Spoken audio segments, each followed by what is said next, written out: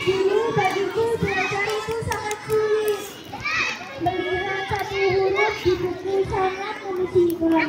Kebingungan saat disuruh menulis. Kesulitan saat menghitung angka. Tapi hal yang sulit bagiku dulu kini terasa mudah. Aku bisa membaca dengan lancar. Aku bisa menulis begitu bagusnya. Menghitung angka-angka begitu menyenangkan. Ada puisi bu, ini babu, enggak babu. Yang mengajariku segalanya, mulai dari mengejauh